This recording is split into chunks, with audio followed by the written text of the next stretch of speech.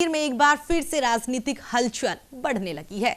गुरुवार को national conference के नेता फारूक अब्दुल्ला की अगुवाई में कश्मीर के विपक्षी नेताओं की एक महत्वपूर्ण बैठक हुई है, जिसमें आर्टिकल 370 की वापसी को लेकर मांग की गई है और साथ ही गुपकार समझौते पर मंथन के साथ ही एक साझा संगठन बनाने की बात भी सामने आई है।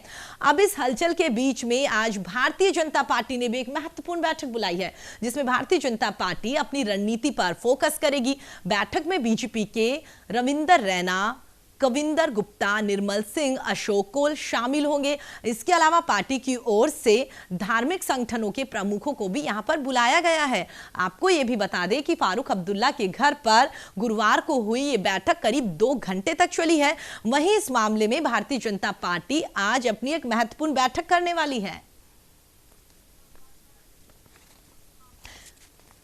चलिए, खबर पर हमारे साथ चर्चा करने के लिए वरिष्ठ पत्रकार विजय उपाध्याय जी हमारे साथ जुड़ गए हैं। विजय जी, पहला सवाल यही कि जिस तरीके से कल जम्मू कश्मीर में बैठक हुई थी कि आर्टिकल 370 को फिर से कैसे बहाल किया जाए, और उसी को लेकर भारतीय जनता पार्टी की ओर से आज एक महत्वपूर्ण बैठक बुलाई गई है, कैसे देखते हैं पूरे घटनाक्रम को?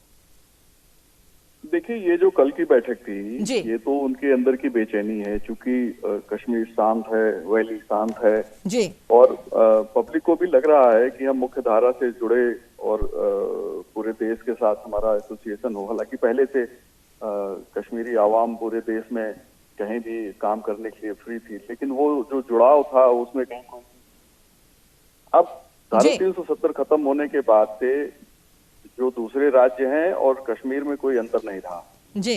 लेकिन इनकी जो राजनीति है, चाहे फारूक अब्दुल्ला हो, महबूबा मुफ्ती हो, अगर आप इतिहास में जाके देखें तो जब कश्मीर में आतंकवाद चरम पे था, फारूक साहब लंदन में रहा करते थे जी। और कश्मीर में जब आतंकवाद चरम पर शुरू हुआ तो महबूबा की बहन का ही सबसे पहले आतंकवादियों ने अपहरण किया था जी। तो आप समझ सकते हैं कि जो कश्मीर में वहाँ के जो लीडर हैं, उनकी जो परेशानी है, जो उनकी बेचैनी है, जो अपनी जनाधार को वापस पाने की फिक्र है, उसके लिए वो इस तरीके का उनको लगता है कि शायद इस पे ही पब्लिक हमें सपोर्ट करेगी, खासतौर पे जो घाटी की जनता है। लेकिन शायद आने वाले दिन में उनको निराश होना पड़ेगा। बीजेपी इसलिए बैठक कर रही है कि बीजेपी की हमेशा से मांग रही है कि धारा 370 खत्म हो, और बीजेपी की स्थापना ही इस इशू पे अगर कहा जाए कि हुई कि कश्मीर में धारा 370 नहीं होना चाहिए।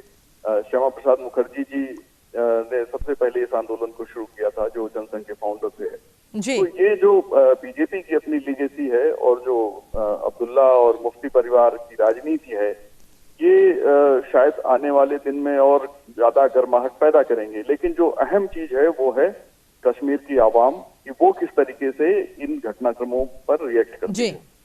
चलिए विजय जी, हमारे साथ जुड़ने के लिए और हमारे साथ चर्चा करने के लिए आपका बहुत बहुत धन्यवाद। तो हम आपको बता दें, हमारे वरिष्ठ पत्रकार विजय उपाध्याय जी हमारे साथ जुड़े हुए थे।